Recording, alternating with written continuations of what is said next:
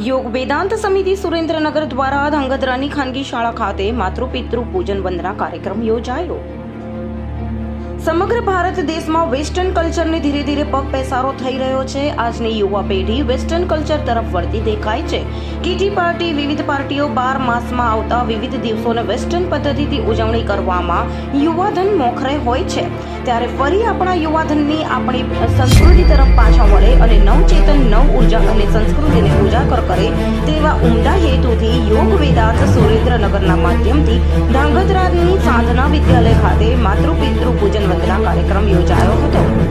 આજે 14 ફેબ્રુઆરી હોવાથી સમગ્ર ભારત દેશમાં વેલેન્ટાઇન ડેની સાથે શોક ડે પણ મનાવવામાં આવે છે। ત્યારે આપણા બાળકોમાં ફરી ભારતીય હિન્દુ સંસ્કૃતિ તરફ વળે તે હેતુસર માતૃપિતૃ પૂજન વંદના કાર્યક્રમ યોજવામાં આવ્યો હતો। આ કાર્યક્રમમાં બહોળી સંખ્યામાં વિદ્યાર્થીઓ અને વિદ્યાર્થીઓના માતા પિતા જોડાયા હતા। શાસ્ત્રોક્ત વિધિ વિધાન મુજબ માતા પિતાનું પૂજન કરવામાં આવ્યું હતું। સાથે સંકલ્પ અને વ્યસન મુક્તિનો પણ સંકલ્પ કરવામાં આવ્યો હતો। મારું નામ દુદકિયા કૃષ્ણા ચેતનભાઈ છે। હું ધોરણ 8માં સાધના વિદ્યાલયમાં અભ્યાસ કરતી વિદ્યાર્થીની છું। 14 ફેબ્રુઆરી એટલે વેલેન્ટાઇન ડે નહીં પરંતુ માતૃપિતૃ પૂજન દિવસ।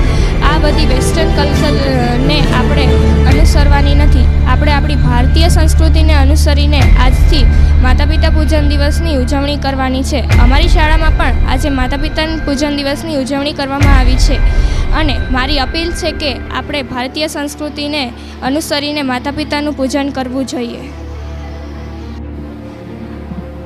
હું દિલીપભાઈ માકાસણા, સંચાલક શ્રી સાધના વિદ્યાલય ધાંગધ્રા યોગ વેદાંત સમિતિ સુરેન્દ્રનગર દ્વારા આજ રોજ અમારી શાળામાં 14 ફેબ્રુઆરી એટલે કે વેલેન્ટાઇન ડે નહીં પણ માતા પિતા પૂજન દિવસ તરીકેની ઉજવણી કરવામાં આવી।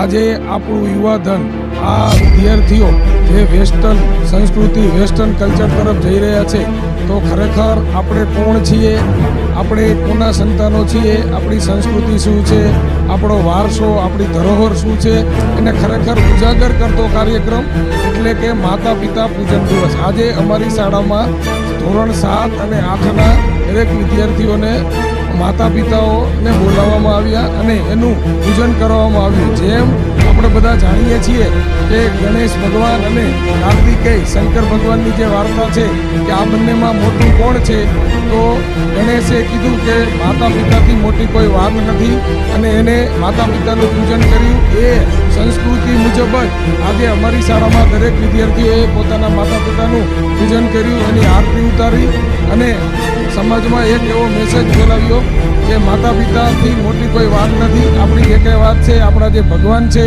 આપણા જે ઈશ્વર છે તે ખરેખર હોય તો તે આપણા માતા પિતા જ છે અને સંતાનનું કોઈ પણ હિત ઈચ્છતા હોય તો એના માતા પિતા જ ઈચ્છી શકે છે। આભાર।